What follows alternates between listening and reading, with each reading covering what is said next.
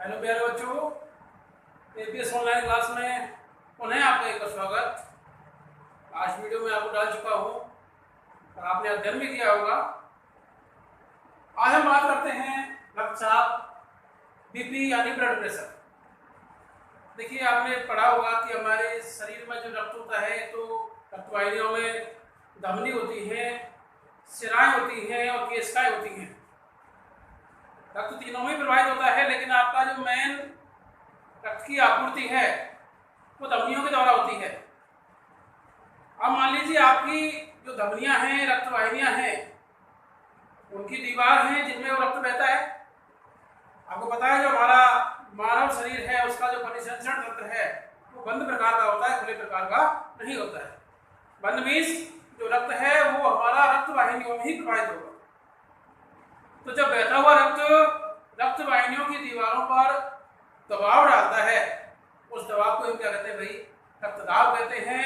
इसे रक्तचाप भी कहते हैं, शॉर्ट में इसको बीपी या फिर ब्लड प्रेशर कहते हैं। ठीक है, इस ब्लड प्रेशर को सर्वप्रथम 1733 में स्टीफन हेल्स नामक वैज्ञानिक ने घोड़ों में मापा था। इसमें मापा था घोड़ों में। किसने? स्टीफन हेल्स ने। लेकिन 1983 में एक कापलान वैज्ञानिक था, उसने इस रक्तचाप को परिभाषित किया। ठीक है, अब आपका जो रक्तचाप है इसे जो मापने का यंत्र है, मापने का यंत्र, इसे रक्तचाप मापी कहते हैं, या इसका नाम है स्पाइरोमैनोमीटर। जिस उपकरण की सहायता से रक्तचाप को मापा जाता है उसे रक्तचाप मापी कहते हैं या स्पाइरोमैनोमीटर कहते हैं। क्लियर है? रक्तचाप क्या हो गया आपका? जब रक्त वाहिकाओं में बहता है, रक्तवाहिनियों में बहता है, तो उसके द्वारा उन रक्तवाहिनियों की दीवारों पर जो दबाव डाला जाता है उसे ही रक्तचाप कहते हैं। बताया था आपको मैंने, जिस यंत्र से मापेंगे वो रक्तचाप मापी कहलाएगा, स्पाइरोमैनोमीटर। ठीक है, अब जो आपका रक्तचाप है, जैसे मैंने एक एग्जाम्पल दिया, लिख रहा है इसको 120/80। कभी आपका रक्तचाप हाई हो जाता है, कभी लो हो जाता है। तो जो रक्तचाप है इसको सिस्टोलिक और डायस्टोलिक, ऊपर वाला सिस्टोलिक है, नीचे वाला डायस्टोलिक है। अब ये होते क्या है? देखिए, सिस्टोलिक धमनियों का वेदाब जब हृदय की मांसपेशियां संकुचित होती हैं, यानी आपका हार्ट है, इसकी मांसपेशी जब संकुचित होगी उस हम उसे क्या कहेंगे भाई? सिस्टोलिक आपका। और ये होता है 90 से 120 mm पारा। mm is millimetre. इसका मान होगा 90 से 120 होगा, और इससे ऊपर चला जाता है तो वो हाई बीपी कहलाता है, उच्च रक्तचाप। ये सिस्टोलिक हो गया। आपका डायस्टोलिक जस्ट विपरीत है। धमनियों का बहलाव जब हृदय की मांसपेशियां, यहाँ बताया मैंने आपको, सिस्टोलिक में संकुचित होती हैं, इसमें क्या होता है? शिथिल होती है, ढीली होती है, तो क्या करेगा आपका डायस्टोलिक। इनका जो अनुपात है 120/80 से एग्जाम्पल दिया आपको। ऊपर सिस्टोलिक 90 से 120 होगा, नीचे डायस्टोलिक जो आपका 60 से 80 मिलीमीटर पारा होता है। ठीक है, अब आपका जो रक्तचाप है 2 प्रकार का होगा। निम्न रक्तचाप, जिसे हम कहते हैं लो बीपी। नॉर्मली कहा साहब बीपी क्या हो गया भाई? बीपी लो हो गया। बीपी क्या हो गया आपका? हाई हो गया। तो रक्तचाप को 2 प्रकार में भागा है आपका, निम्न रक्तचाप लो बीपी, उच्च रक्तचाप हाई बीपी। निम्न आप समझ रहे हैं, निम्न मीन्स कम, उच्च मीन्स ज्यादा। तो सीधी सी बात है, जब आपका रक्त धमनी में कम वेग से प्रवाहित होता है, जब आपका रक्त धमनियों में कम वेग से प्रवाहित होता है, वो स्थिति क्या कहलाएगी? आपकी निम्न रक्तचाप कहलाएगी। ऐसी स्थिति में इसे साइलेंट अटैक भी कहते हैं। साइलेंट मीन्स चुपचाप। रात को व्यक्ति सोया, सुबह उठा नहीं, क्या हुआ? सब अटैक पड़ गया। ऐसा अटैक क्या कहलाता है? आपका साइलेंट अटैक कहलाता है। इसमें आपके जो मेन अंग है, आपके हार्ट है, हृदय, ब्रेन, मस्तिष्क और गुर्दे, इनको ऑक्सीजन की सप्लाई नहीं पहुंच पाती है। और आपको पता है जीवन के लिए ऑक्सीजन बहुत ही आवश्यक है। जब इन अंगों को अपनी O2 की सप्लाई नहीं पहुंच पाएगी तो क्या होगा?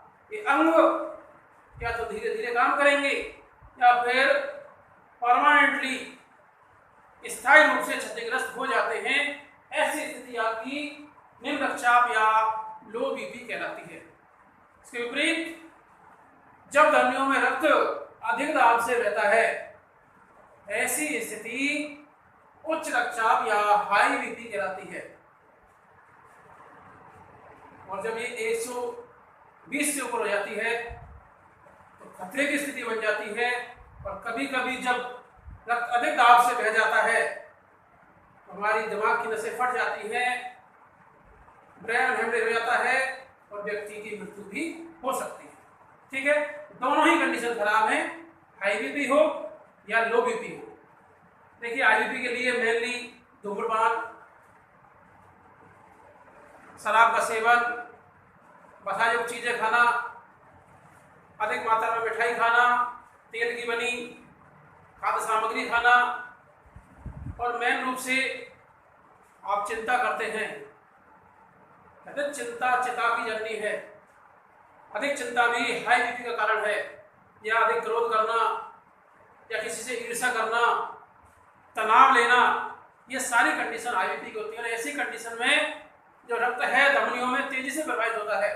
जब तेजी से प्रवाहित होगा तो सीधी सी बात है, धमनियों की दीवारों पर दबाव पड़ेगा, और जब वो धमनी की दीवारें उस दबाव को सहन नहीं कर पाएंगी तो वो फट जाएंगी। फटने पर ब्रेन हेमरेज होगा, आपका व्यक्ति कोमा में चला जाएगा या फिर मृत्यु को प्राप्त हो जाएगा। इसके लिए क्या करना भाई, आपको ऐसी चीजों से बचना है। अधिक तनाव ना लें, अधिक क्रोध ना करें, टेंशन लेने की जरूरत नहीं है आपको। जो होना है जो होकर रहेगा, प्रकृति की देन है, जो होगा वो होकर रहेगा। आप पे रोकेगा ना हम पे रोकेगा। प्रयास कर सकते हैं तनाव आप लोग ना लें, तनाव लोगे तो वो खतरा बढ़ सकता है। इसके अलावा अपने दैनिक रूटीन में आपको अपना व्यायाम करें, या 10-15 मिनट या 30 मिनट आपको टहलना भी चाहिए। दिनचर्या को रूटीन में बना लें आप लोग। ऐसी खाद्य सामग्री जो मैदे से बनी है, जंक फूड है, फास्ट फूड है, इनका सेवन नहीं करना चाहिए, धूम्रपान नहीं करना चाहिए। कहने का मतलब है जो हाई बीपी के कारण है, सीधी सी बात है, उन कारणों से आप बच जाओगे, आपको ब्लड प्रेशर होगा ही नॉर्मल। लेकिन आजकल खान पान ऐसा चल रहा है कि व्यक्ति ना चाहते हुए भी इन रोगों से ग्रसित हो जाता है।